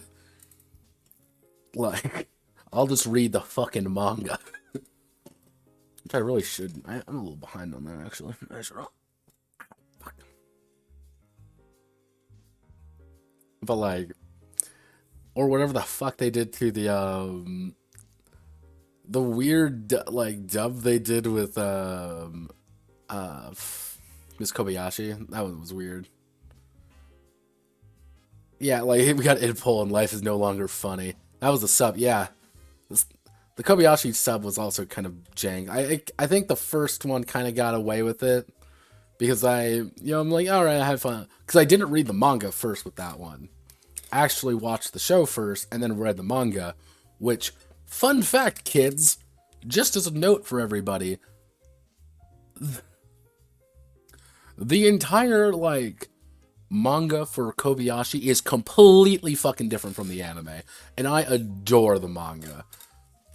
I understand the value of the anime, but I have grown a bit more critical of it as of late. I think the animation is top notch, and there's still land some jokes, but it's also like, just read the fucking manga then. Manga's way better. Crunchyroll fills a gap. Like, here's the thing with Crunchyroll. Crunchyroll fills a particular gap that people wanted. People want Crunchyroll. It was a clear market that guy, I can't remember the guy's name, filled in to get, because that's what he wanted. That's what people wanted. There was a high demand, and they satisfied that demand. I would say, like, the biggest issues with it is that anytime they get like a really popular show, the quality decreases because they know people are going to watch it. Like, the Golden Kamui subs are actually really good. But Golden Kamui is really fucking good. I don't think it lands all the jokes 100%, but I think the subs for it are pretty solid. But like, Crunchyroll just got way too popular, I feel. But they got bought. Like, Crunchyroll is owned by the same guys who do fucking Funimation now. They're all part of the same group, which I find that horrifying, by the way. Which everyone kind of, like, a majority of like anime things we get here in the States are actually owned by the same company. They're owned by like 2-3 very particular companies who own all of that. Like, there's not much change, actually. They'll still make you buy it separately, but like, I believe Funimation and Crunchyroll are technically under the same company. Like, they are owned by the same people, which I thought was like, oh, that's awful. That's really awful. But Crunchyroll decided they wanted to be like just hopping on the anime quote unquote train. And I say anime quote unquote because it's like, oh, well, we have a VTuber now. I'm like, why? It's like, but why? Like, you have this mascot character that's funny. There's a monopoly going around. Well, yeah, because like, the thing is, normally what would occur in this situation was that an actually antitrust firm would come in and say, well, this is the case. The problem is, and people like to say anime is super popular in the States, and it is. Don't get me wrong, it is incredibly popular in the States, but it's still incredibly niche among most people, and the people who are getting things all rely on very few shows. Like, and like, there are other like groups out there that are like, oh, we're putting out this, like Viz Media, I think is another big one.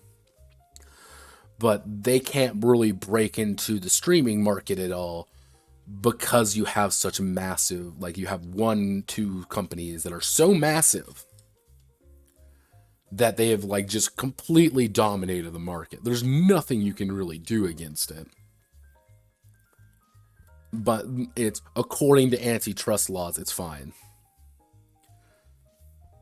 Yeah, fiddle-dee-dee-dee special market. Yeah, that's always going to be a factor. That's like always a thing that they account for, and it doesn't help that the Japanese are really weird. Like Japanese companies, I should say, not the Japanese people, but like the Japanese companies get really weird about that and like just digital releases of anything.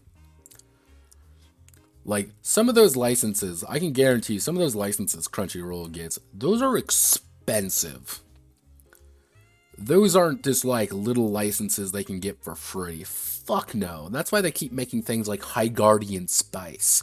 Nobody actually wants High Guardian Spice, but it's the same thing will happen with like Netflix, where what's currently going on right now is the same thing that happened with like Netflix and Hulu and all those, is that there's a lot of anime and people really want all that anime, and they damn well know there's few services. And since there are so few services, those companies in Japan know they can charge higher per license. And or they want to go to their own special service with a high dive. I believe that's one of the big services by a specific company. And because you have so many like these little services, they want to make their own content effectively because it's cheaper. High Guardian Spice is infinitely cheaper than probably getting the My Hero Academia license, but My Hero Academia puts food on the table.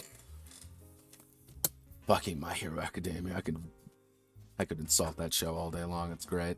I can insult that entire anime, manga.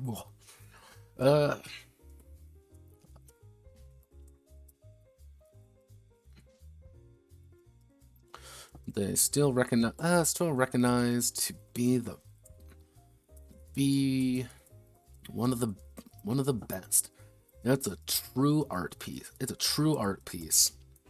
So obviously the studio wants to remake it. You've all been signed and hired on to, with the intent of remaking this show.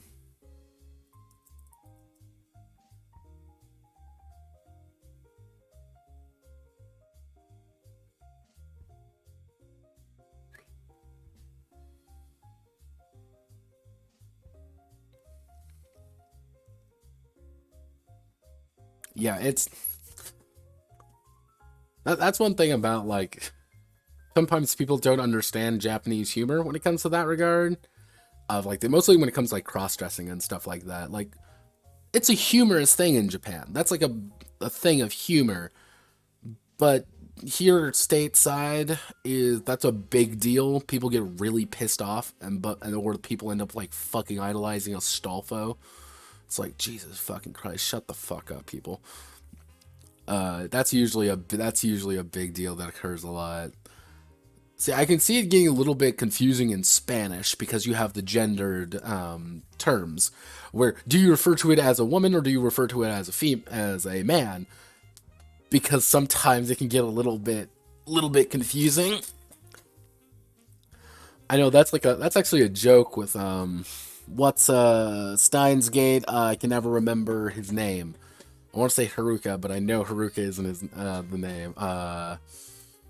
Shrine Maiden, Steins Gate. What's their name? Yeah, Urishibara. That's it, or Luca. Yeah, Luca is a dude, by the way. However, in one timeline, they're a woman. There is a joke literally where in Japanese they go back and forth referring to them as Yeah, it's Boku and the Oka, I believe. I can't remember. I don't know my fucking Japanese as well. I didn't do my reps. I will never speak Japanese. I will never be Japanese. Damn it! But that's like actually like a joke. Sometimes it translates, sometimes it does not. That's why you get a lot of those Japanese comedy shows that like just fail because no one gets the joke because that's Japanese humor. Let's see. You've all been signed hired on with the intent of remaking this show with an updated coat of paint and modern thinking. Everyone hates it already. Seriously, you've into a minefield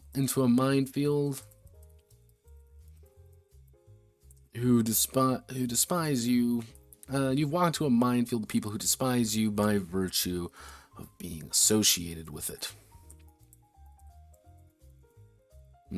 Being associated with it. As such, the ratings heavily fluctuate. From scene to scene.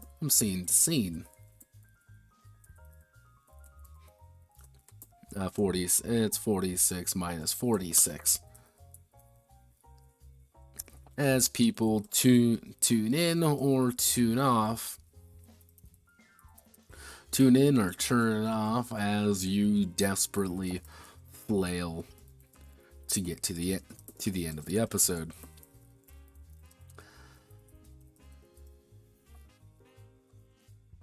Can you stabilizing this mess is difficult, as if you deviate too far.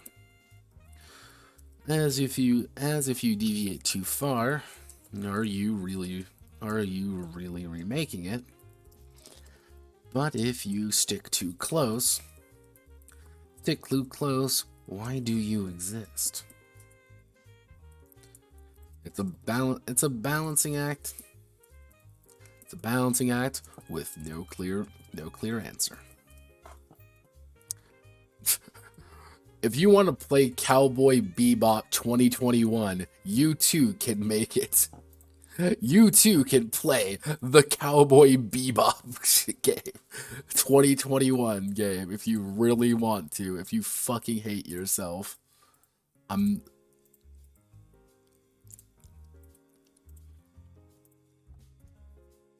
Which I saw some clips of it, and I still cite the Seinfeld clip every now and again because it's fucking hilarious. So let's see. I believe that's pretty much done. Feeling pretty good. We've got all those.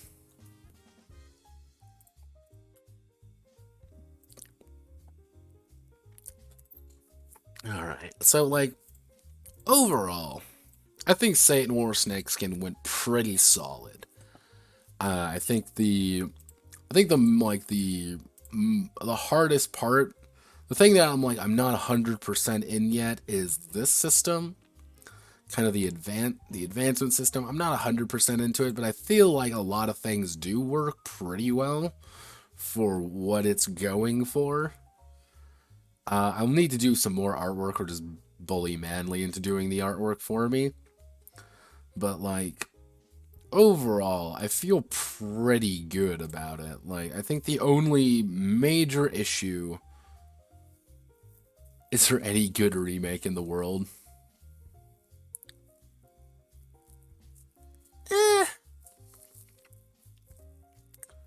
Like, this is my one controversial opinion. I liked Rob Zombie's Halloween remake. I actually really enjoyed that movie because it was a little bit more goofy, it was a little bit more higher octane. I'm like, yeah, this was actually kind of fun. Like, it's like an homage to the first movie, but it's clearly doing its own thing. I'm like, cool.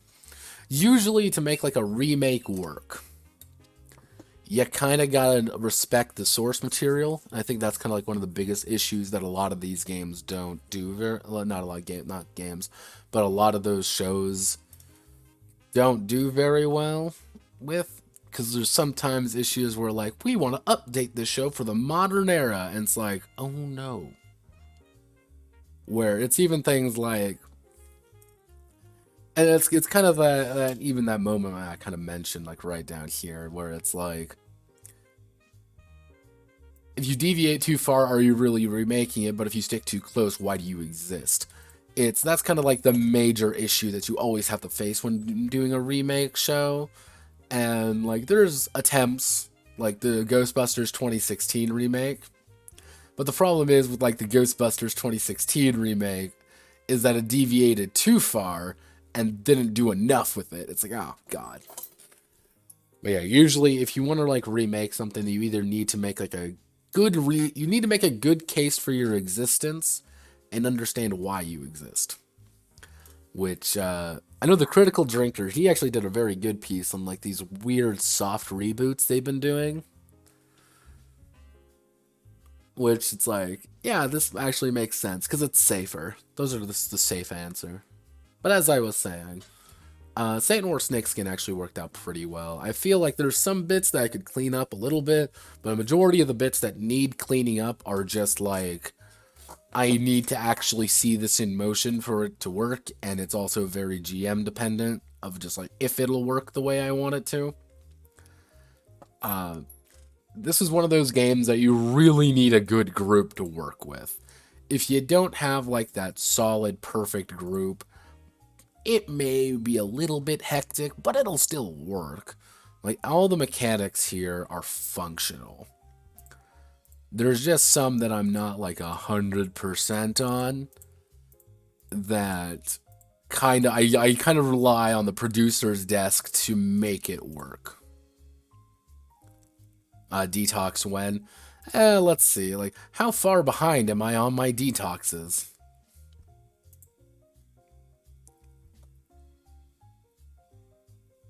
Let's see, how far behind am I on the detoxes?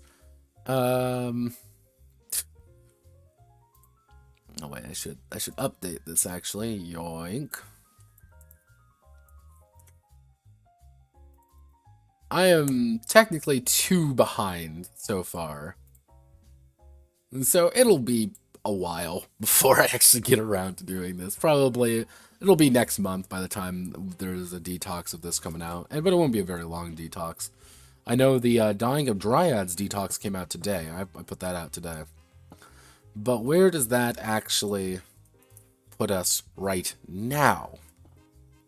Well, that's Satan Wore Snakeskin actually wrapped up. Like, that's actually a game just fully done. And that leads us to Kwangsha. Kwangsha is going to be a wuxia western, where I get to finally do what I've been wanting to do for a while and implement Western Kung Fu. Which is going to be ridiculous because I finally get to use all of the stupid Kung Fu moves that I came up with for a game a long time ago, but never got to use properly. Who's ready for long arm of the law style, where you use a rifle style and punch your enemies to death using your fists? Yeah, Kwangsha is going to be weird. I have the system in mind. I know what I want to do with it. It's just doing it now. And I know for a fact I'm going to have to adapt the Fists of Chaos move creation system, technique building system, to that particular game. I'm going to do some significant rewriting of it, so it's not just going to be a copy-paste, but it's going to be like, let's take this idea and shift it over here, and let's see what we can do with this to kind of get that idea across. Because the entire concept of Kwangsha is that you are Western wuxia. It's your kung fu, but also in a western. So yeah, pulling out your revolver is a very valid tactic, but you also know revolver-style kung fu, in which you just, use your fists as 6-shooters. But don't worry, you've mastered the art of hitting the 6 cylinders, where you just punch someone 6 times really fast. Don't forget to fan the hammer about bam bam bam bam bam bam bam. Have I been watching Matrix stuff? Yes, I have. Is the new Matrix movie any good? Not really. Decidedly okay, is what my opinion on the new Matrix movie is. And this also means that I get to work on the short list of games that's going to go on the list. Notocracy will occur. And when Notocracy occurs, everyone will vote. And that's just how things go. So far, this is the short list. As you can see, our first one on here is Utopia Wars. This was actually on the last one. And it's affectionately been referred to as Grindcore Lancer. Is it going to be like, oh, it's just your own shitty remake of Lancer? No, it's upgraded past that point in my own mind, which is the idea of pretty much everyone's a psychopath super pilot that's a one-man army, and you just happen to get into a mech every now and again. I want it to be a little bit more ridiculous and a little bit over the top, and much more Titanfall than Lancer, because I don't like Lancer. I don't like Lancer. I think Lancer plays very well, but I don't like the idea of Lancer. By Blade and Cross. Blade and Cross is a meme game I'm going to be using Lumen for, or more accurately, Nova, and pretty much converting the entire thing into a faith-powered mecha conquistadors on a one-way mission to fight, kill, and die for God, glory, and gold. Yeah, will you be fighting Aztec super robots? Yes, you will be. Am I going to be using a setting I've already built to do this? Hell yes I am, because I can do that. A Saga of Blood, Iron, and Soil is actually I've had this idea for a while. I've yet to meet someone that likes Lancer. Here's the thing. Lancer is good. I want to say that right now. Lancer is good. It's written really well. The game is good. However, my big however, as I have two things with it, is one, that it is incredibly kinetic designed. You are not really playing a tabletop RPG at some points. It's kind of weird to think about, but you're not really playing that. You're playing this very particular I wouldn't say board game, but like you're playing a very particular type of game that is more akin to a video game than anything. And when people say that, I usually like try to say it, but it's kind of along the ideas that it is good, but it's like, the thing with Lancer that annoys me the most is that you don't really have that much customization. And people always tell me, but the mechs don't look that way. You can make the mech look however you want. That's not the point. The point is that if I select Blackbeard, no matter what I choose to do it, no matter how I choose to do it, I'm going to be playing a Blackbeard. Doesn't matter how it looks. It could be a fucking rust bucket. And the rust bucket shithole diesel nightmare is going to be the exact same thing as this sleek supercomputer. If we both have the same options, they're going to be the same options. Which is kind of like, okay, that doesn't like... I don't much like that because I'm a mech head. Because I'm a mechanic.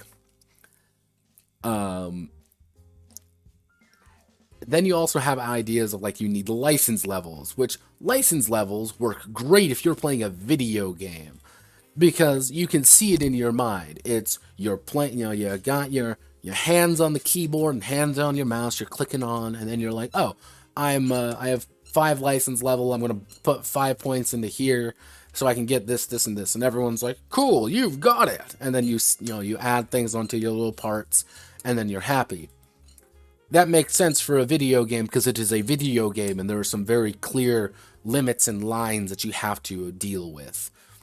Yeah, I can't loot everything off the fucking body because that's just not a part of the game. That's not the point of the game. In Lancer, you also cannot do that. The answer is because you can't, and you shouldn't think about it. Stop it. There are things in Lancer which make sense if you are designing a video game. There are things in Lancer that don't work if you are thinking in a tabletop sense, which is kind of the idea behind the Utopia Wars, which was, let's take the entirety of the idea behind Lancer and let's just go 125% with it. Yeah, there are these massive 3D printers that can apparently print mechs But oh no, only the corporations have it, but it's also utopic, and everyone always has everything they need. But also use these license levels to buy your corp. It's like, no, the fact that you even have to buy an expansion, like you have to buy an expansion, you have to get the long rim to use money to buy a license to buy a license. It's like, who the fuck are you smoking, man? The fuck? Because one of the ideas behind Utopia Wars is I want you to be able, in your mech, to rush up to somebody, to throw them on the ground, rip their weapon from their hand, beat them to death inside of their own mech, and then turn around and shoot somebody else using their gun. Because you can 3D print these things constantly. If you can 3D print everything, nothing matters anymore. The entire economy stops mattering. And hence the name, the idea of the Utopia Wars. If everybody has their own utopia, inevitably, there's going to be conflict. And that's kind of the idea, that's kind of what the setting is going to be based around, is everyone had everything what they wanted, but the problem is everyone had everything they wanted, but sometimes what they want is violence. So they're going to enact violence. By Blade and Cross is literally just going to be a Nova game, but it's going to be a lot more fucking stupid. And that's the entire point, is you're on a one-way quest to, fight, kill, and guy Aztec super mechs as a faith-powered Conquistabot. Do you have money? Do you have resources? Absolutely not. Is there a home base? Absolutely not. Are you in the new world? Yes, you are. Do you have a sword? Yes. You have a sword, you have a gun. There are a lot of them and not many of you. Time to hit that fucking guitar, because we're gonna we're gonna be a badass. Let's see. The Saga of Blood, Iron, and Soil is actually a game based off of a few games, things like Saga of the Icelanders, and last week's Curious Case on Blood and Honor. No, Blood Feud. I was the one called Blood and Honor. Blood Feud, which is the idea of you are these Viking individuals who run a farm and Viking things happen. Problem is, the majority of the time when I see these games, it doesn't actually delve into the part that I would be most interested in, which is the sagas. They instead deal with kind of like the more overt themes, or they deal with their own themes, like Blood Feud, which is all about being toxic masculinity, handled in the most worst possible fucking way you can ever possibly handle such a topic. And such Saga of Blood, Iron, and Soil is going to be about what I would want to do with it. Pretty much, you are going to be playing a family of either kind of. I'm kind of going back and forth between Vikings, kind of more Scandinavian, into kind of the Icelandic, or Anglo-Saxon. You're playing a holdout. You're playing a family of these Vikings or Anglo-Saxons, and your small farmstead. And that's pretty much it. However, it's also the idea of you're in a foreign land that maybe doesn't like you very much. There are other families coming in, and then there's other families who kind of want to deal with your things. You don't actually have that many people, and you want to kind of keep your family close, but you also have to deal with the ensuing drama of your family doing stupid shit. Kind of based a little bit on pretty much the theme of Saga of the Icelanders, kind of what the idea they want you to do with it, just taken out of PBTA. And again, similar to Blood Feud, but taken out of whatever the fuck Blood Feud was, which it's not a game, by the way. Blood Feud is a fucking LARP. But that's kind of the idea behind it. It's, well, my son wants to marry your daughter. And you're like, yes, this is a good idea. And they're like, yes, this is a great idea. And then someone kicks down the longhouse door. Guys, you wouldn't believe it. Somebody murdered Rolf. And everyone's like, son of a bitch. Oh, fuck. And, things change.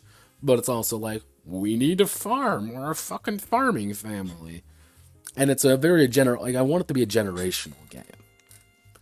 as your farmstead is changing as you grow, as you change along the seasons. That's going to be kind of the inherent theme, is times change along with you, represented by the farm, as well as kind of the overall kind of world that you're building it. That's kind of the theme.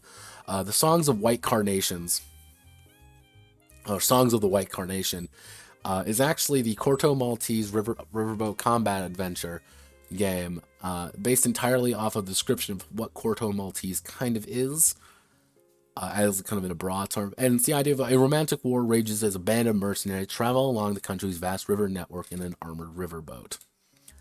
The entire idea is that you are mercenaries in this kind of romantic war, kind of this larger scale conflict between men and ideology and problems, and it's very symbolism heavy. It's very romantic. It's very, dashing knights and heroically flawed individuals, where you are again just a band of mercenaries. You're fucking weirdos. You're weirdos in this situation, having to kind of go back and forth to kind of deal with what you believe in and maybe what you're trying to escape. Because sometimes, and you always have to answer, why are you actually here? Why did you choose to come to this war? Did you come here because you're trying to run away from something? Maybe you're trying to find redemption. And all you have is this riverboat that's constantly moving around, and the people that you kind of interact with. It's like you are always going to be kind of this secondary force in the conflict. And it's kind of like who you decide to help, who you don't decide to help. I'm going to be basing it almost entirely off the Spanish Civil War. That's one of the big ideas. You can argue the last romantic war, which was the Spanish Civil War, which was hearts and minds of 1,000 different people. And you have to deal with like, oh, hey, you have this. You have the old guard, who are these old and wise individuals, the last knights, effectively. They're fighting for the bad guys, but they're also the only romantic. They're also very romantic, and they're very high-minded, and they're also kind of assholes. But the good guy faction is also populated by assholes, and you kind of get the impression like neither side is good. Neither side is entirely bad. They're just fighting for things of like both have a good idea, but both are being kind of corrupted by people inside of them. And it's up to you as a band of mercenaries and travelers to see who wins individual engagements. And one thing I would want to do with that game in particular is introduce the idea that at the end of your campaign, the war is going to shift. The war may change. If you help these, like a particular faction out a lot, they may come out on top at the end of the day. Because you change their fortunes enough, but maybe they don't. And that's kind of that, kind of that sadness. It's kind of that tragedy or that kind of romantic ending to things where it's like, you found what you were looking for. And unfortunately, they found what they were looking for, which was a good death. And things like that. One other big thing that I do plan on doing this year in particular is a lot more war games or skirmish games as well. And I have two of them. I have a third one that's kind of in the back of my head.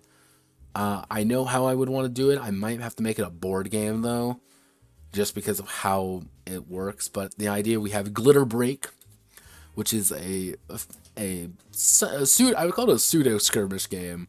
But it's kind of the idea is that one player is taking the role of a legally distinct Sailor Scout force, and the other is the forces of evil. And the joke is that the magical girls are very skirmish build, like each one is very unique and very customized, and they have all their magic powers and they're blasting their way. The forces of evil just have numbers. They have a shit ton of people. They have like one or two heroes, and that's the entire thing. They're not very customizable. They just have more. Lisa Badlands Rumbles is a skirmish game, but it's campaign-oriented, based off of Lisa the Painful series. Notably, a bit with Joyful. A lot with Joyful.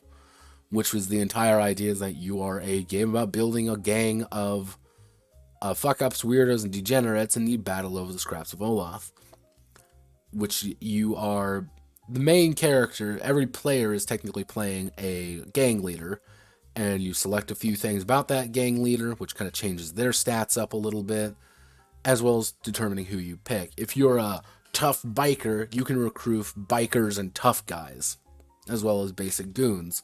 But if you're a mutant psychic, you can bring up people who have the psychic and mutant tags, but you can't bring any bikers in. You build up your gangs and you start duking it out with the idea that things are always changing. You win a few fights, you're gonna have a lot more money, but people are gonna want to start targeting you a little bit more. On the other side, if you get your shit rocked a little bit more, your guys might be injured, your guys might be just dead, and the big idea is that your boss is incredibly tough to kill, but he's constantly getting injuries. If he goes down, he's going to get an injury. Sometimes these injuries are going to make him fucking hard to kill later on. But he's also not going to be able to see. Or he might only have one arm, or he might have only one leg and only move at half speed. The entire concept being that you are building this gang up. The story is about these gangs fighting it out over something until one is there. But if you ever want to get rid of wounds, take joy. And which is one of the big ideas is, if you take enough joy and you hit a certain point and you get injured too badly in the field, there's a non-zero chance that you'll turn into a joy mutant halfway through. If you turn into a joy mutant, you select an enemy who is nearby and you kill them. You grab their head and rip it off, because you're an unkillable demigod, effectively, as a jacked up joy mutant, which is kind of the idea. It's kind of going back and forth. The only other idea here I had was a RNG-less war game. I've been trying to find the right game for it, the right setting, because initially I'm like, I'll do a pike and shot game, but I'm like, that's not going to quite work. Because the idea behind it would be, you aren't rolling dice for anything, everything's predetermined. And it's a lot more about the right positioning, and being in the right area, and being in certain locations. It's more about that than it's about anything else. So that's kind of what the short list as of right now is. And on Friday, I will post the results. Not the results. I'll kind of post the poll, and once I post the poll, everyone will get their chance, obviously, except people in my server. Fun fact. Yeah, everyone will get their chance to kind of vote on it and see what they want. See that. Most likely, what I'll do is I'll put these ones. I'll probably put in one more. I have a few ideas. Like, I'll put in one more here and probably one more here, and just say like, top 2 comes out here, and the 1 gets it here. So that's roughly it. Hope you all have a wonderful rest of your day. Godspeed, good luck, and I will catch you all on